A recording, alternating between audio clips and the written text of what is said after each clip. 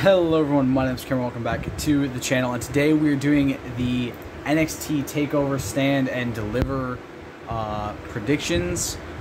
I'm doing them in my room because, one, I just moved all my laptop stuff in here and I really don't feel like moving downstairs. It's a lot of extra work right now, and it's 5 in the morning. I'm exhausted, frankly. So I just want to kind of get this done and over with and kind of give it to you guys in the easiest way possible. And two, yeah, this is going to be a busy fucking week. So, for those of you who don't realize, I am currently going to school. I'm back in college for the first time in 4 years. It's nerve-wracking. My semester is almost over. I'm thankful that it's almost over. And then in a month, I get to start the next semester. And I'm fucking terrified. But, it's what it is. So, this week's gonna be fucking hectic because I have a paper due, I have other stuff to do for my other class, I have to do all the wrestling stuff this week, I have to do all the YouTube stuff this week. My brain is gonna be fucking fried by the end of this week because I also have to work, and it's just not gonna be a fun experience. So I'm gonna be trying to do this as best as I can without completely burning out on everything at the same time. It's not looking likely. But I do want to talk about how this week's gonna go. So today, we're going to be doing the predictions for NXT TakeOver Stand and Deliver. We're going to do the Night 1 and Night 2 predictions. Tomorrow, I will do the Night 1 review, so that way the video is not 7 hours long. And then after tomorrow, after I watch NXT Stand and Deliver Night 2 tomorrow, I will do the review for that Friday. Friday morning, most likely, if it's all watched by then. There's a small chance it won't be finished by then. It's just saying that right now. I'm putting that out there. There's a very good chance Jesse and I might get a little bit behind on watching the pay-per-view parts of the wrestling this week because there is a lot of it. I don't know what they're doing for these. I'm assuming these are going to be done the same way Mania is going to be done. Both nights Mania are going to be 3 hours long, starting at 8 p.m. Eastern, as far as I know from what I've heard. So it basically means we'll be going from 8 p.m. to 11 p.m., which shouldn't be too bad. That's 6 hours of wrestling in total for the pay-per-view. I'm assuming that TakeOver Stand and Deliver is either going to be 3 hours starting at 8 p.m. or 2 hours starting at 8 p.m. Most of the time, TakeOver is about 2.5 hours, sometimes 3. So I can see them both being about 2 to 3 hours long for both nights, which isn't too bad. And Mania being 6 hours in total is a fucking godsend because most of the time it's like 9 fucking hours and I'm exhausted halfway through the fucking show, need to sleep, and then recharge to watch the next day. So hopefully, Jesse and I will not be too stressed watching this, and we'll be able to get through it all pretty easily. I already have today's Hitman 3 video recorded. I'm going to be doing a little bit more recording tonight after I'm done running errands and stuff before we watch TakeOver Night 1.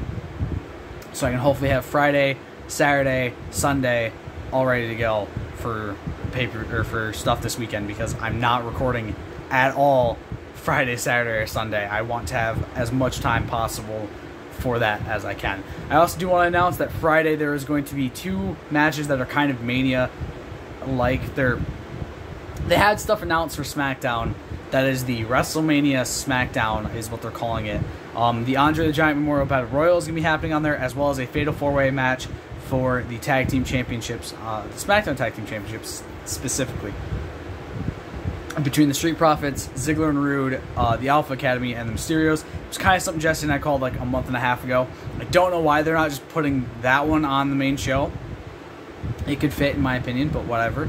But without further ado, let's get on to the TakeOver Stand and Deliver predictions. So these 5 matches are going to be Night 1, and then the next 5 after that will be Night 2. So first things first, we have the main event, actually, for Night 1, Io Shirai versus Raquel Gonzalez in the NXT Women's Championship match. We've both gone for Io Shirai to win that match. I like Raquel Gonzalez, don't get me wrong. I think they're probably going to go with her, but I'd personally rather see Shirai keep the title, and so would Jesse, so that's kind of the big thing with that. Next, we have the NXT Tag Team Championship triple threat match for the vacant NXT Tag Team Championships as Danny Burch got injured a few weeks ago via Karrion Kross. We have MSK, the winners of the Dusty Cup for this year, Grizzled Young Veterans, and Legado del Fantasma. We've both gone for MSK.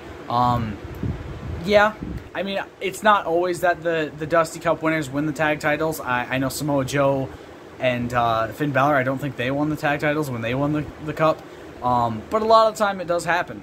And I think this is one of the times when it really should be the people who won that. Next, we have an NXT North American Championship Gauntlet Eliminator #1 contenders match for the North American Championship to face on night 2 against Johnny Gargano. We have Leon Ruff, Isaiah Swerve Scott, and this is the order they're coming in. Leon Ruff will be first, Isaiah Swerve Scott will be second, Bronson Reed will come out third, Cameron Grimes will come out fourth, Dexter Lumis will come out fifth, and LA Knight will come out sixth. I have predicted Lumis to win this match, and Jesse has predicted Bronson Reed.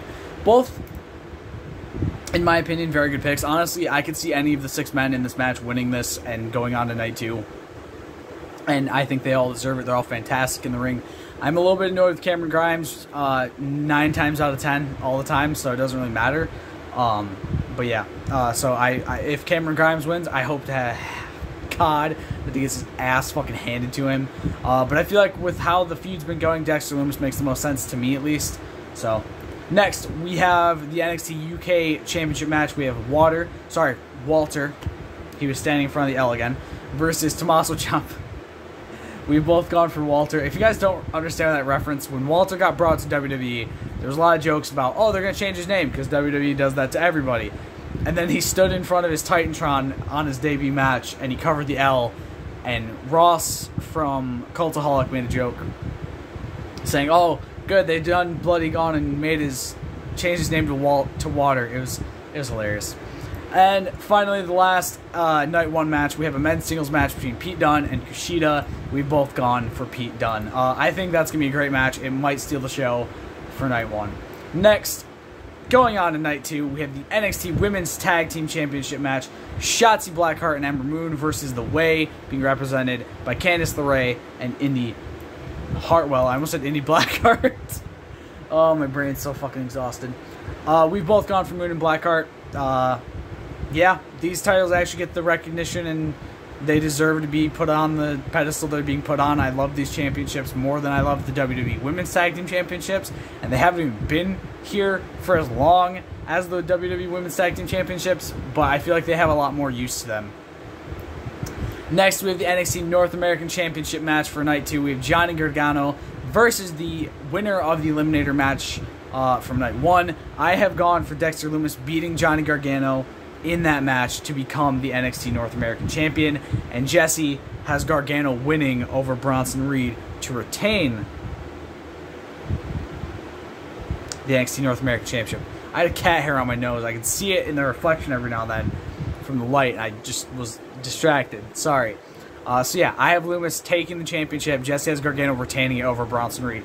Either way, I'm going to enjoy this match, regardless of who wins from the 6-man, from the Gauntlet Eliminator, and regardless of who faces Johnny and wins in that situation. This does add the nice bonus of one of us is losing this pay-per-view. Because, well, actually, potentially, let me rephrase that. Potentially, one of us is losing this pay-per-view. Now, I'm saying this because, one, if Lumis moves on, I get a point for this, for the Eliminator. But if Gargano then wins that match against Lumis, Jesse gets a point. However, if Reed moves on, Jesse gets a point, and if Reed wins, I don't get a point, but Jesse wins the pay-per-view. If neither of our guys move on, and Gargano loses the title, neither of us get a point. If Gargano wins, Jesse gets a point. So it's kind of a shitty situation, because like this could determine who wins the pay-per-view as a whole. And it's nice. I like it when me and Jesse differ on at least one thing. It's really nice. Next, we have our Night 2 main event, the NXT Championship match between Finn Balor and Karrion Kross. We've both gone for Finn Balor. Now, a lot of people are going to probably be pissy about that because Karrion Kross never even lost the title. He got injured. He had to relinquish it. Look, I get it, okay? You guys can be pissy about it all you want. He's never lost in NXT. He's still undefeated. I think this is the perfect competitor to beat him. I think Balor beating him shows that Balor really does want this more than he does. And it could potentially even lead to Karrion Kross being brought up to the main roster, because personally I think he'd be a better fit there than he is in NXT anyway. I don't know. I regard this match is probably be the best, second best match of the weekend, of the week for all the wrestling that's about to happen this week. God, my fucking brain. My brain hurts thinking about all the wrestling I'm going to be watching this week. plus the fact I have to work and do school. I'm fucking going to be exhausted by the end of this week, you guys. You have no idea. You can see my eyes beginning to water already. It's great. Next, we have the match that I think is probably going to be the best match of the entire week. There's probably matches on Mania's card that will take that spot. But I think this match definitely has a high contender to be one of the best of the week if it's put on the right way. And that is the unsanctioned men's singles match between Adam Cole and Kyle O'Reilly. We've both gone for O'Reilly to win this match. This feud has been amazing, and I cannot wait for it. I'm so excited to see this match and see the blow-off. I feel like Roderick Strong could get involved. I feel like Bobby Fish, if he's off the show, if he's healed, could potentially get involved. I'm very excited to see this match and to see the winner hopefully be Kyle O'Reilly, because I feel like out of everyone involved in this feud, Kyle O'Reilly definitely deserves this win. Like, it just makes sense. And finally, we have the NXT Cruiserweight Championship Unification Ladder match between Santos Escobar and Jordan Devlin. We've both gone for Escobar to retain. Now, don't get me wrong, I don't like what Jordan Devlin did. I know he got caught out in the speaking out movement and all that. So, personally speaking, I feel like he should have been stripped of the championship and fired. Just saying that right now. I do think he's a great wrestler. He's great in-ring talent. But again, I feel like he probably should have been stripped of the title and let go of by the company. That didn't happen. They brought it back, and I think here's the big issue I look at. Because the UK has closed down multiple times, and I mean multiple times, like they've closed down a few more times recently and gone into lockdown and everything because of the COVID pandemic. If he wins this match and goes back to the UK and they shut down again and they get locked down and he's stuck over there again because of a travel ban, once again, that means there's no NXT champion on NXT on a weekly basis unless they like tape a match, which with fans coming back isn't going to work properly. So the problem is they'd book themselves into a corner if Jordan Devlin won. Not only would fans be extremely fucking pissed because a guy who was called out in the speaking out movement is champion still, fans would be pissed because the championship wouldn't even be on air most of the time, and it'd be kind of a waste of having that championship. I feel like Escobar has done great things for the Cruiserweight Championship.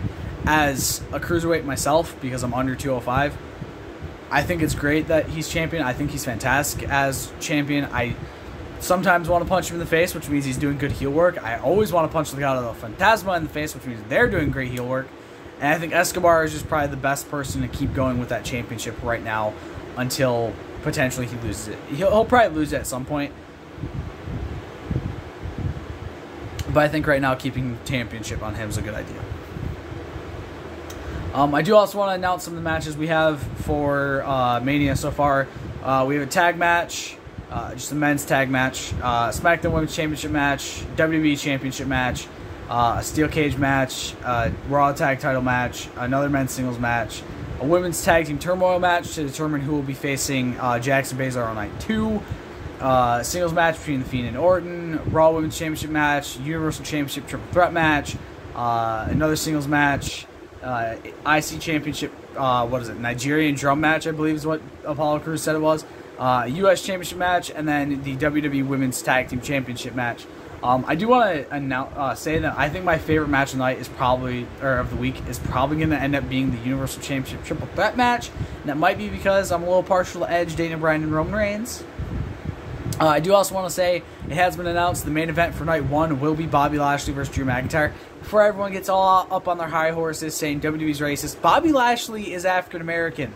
Like, I've seen so many people complaining because Sasha and Bianca aren't main eventing, and they're saying, oh, well, they're racist then. One of the people is African American in this match, and the other is not even American. Like, I get it. People are pissed because Bianca won the Royal Rumble, and that dictates the main event of WrestleMania. But that's happened so little times. I didn't see people complain about that when Daniel Bryan was put on the first match of WrestleMania and literally got fucking bro-kicked in 12 seconds and lost the World Heavyweight Championship. So, look, yes, it's annoying that they do that. But here's the big issue. If you really want to get pissy about it and you really want to blame somebody, don't try to say WWE's racist, because they're not. Well, sometimes they are, but that's not the point here. The point is, their fucking storytelling has been dog shit. Drew and Bobby have had a fantastic story. Everything about their story has been great. Sasha and Bianca's makes me feel like I'm fucking dying inside every single time they come on the screen. It is such a garbage story so far, and I hate saying that because I love Bianca Belair. Bianca Belair is fantastic. To say that this story has been terrible, though, is the biggest understatement of the fucking year. Because for some reason they just don't know how to book this feud. I don't know why, but they do not know what they're doing. And like last week on SmackDown, Bianca had a match with Carmella, and Sasha came out and attacked her, and instead of Bianca fighting back, she just pointed up at the WrestleMania sign. I'm like, what, attack her back! Hit her with a steel chair or something. I don't know, just do something. It was dumb. I thought it was dumb, and it just makes me so angry, because so many of these stories, like Big E and Apollo Crews, for how many times we've seen them face and how little I want to watch this match, has had a good story. Riddle and Sheamus has had a fantastic story. Owens and Zayn, fantastic story. Universal Championship match, fantastic story. The Fiend and Randy Orton, that one would just be fucking beating a dead horse at this point with a fantastic story. Cesaro and Rollins, New Day and Omos and AJ. Braun and Shane has had a actually decent story, surprisingly. Bad Bunny and Priest versus Miz and Morrison also has had a very good build-up. Drew and Bobby has a phenomenal build-up so far. Sasha and Bianca has just been dog shit. And I hate saying that because I want it to be a good fucking build-up. And I think it's going to be a great match. Sasha and Bianca are both great in the ring. I think it's going to be a great match. I just feel like the storytelling and the writing team just did not know what the fuck they were doing with this feud. And it sucks. But for all the people who are bitching and moaning and saying WWE's racist, no. They just have very terrible writing sometimes. And this has been the one that has proven it after, like, granted, Sami Zayn bringing Logan Paul in was stupid, but, like, I don't know. Bianca and Sasha has just been a shitty story, and I feel like they should have done better. I feel like they could have done better. They definitely could have. Like Bianca and Bayley's feud and Sasha and Bayley's feud were both great.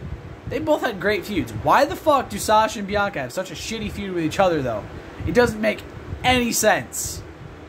Yeah. So I hope you guys enjoyed. I will see you guys tomorrow for part 1, or for night 1 review.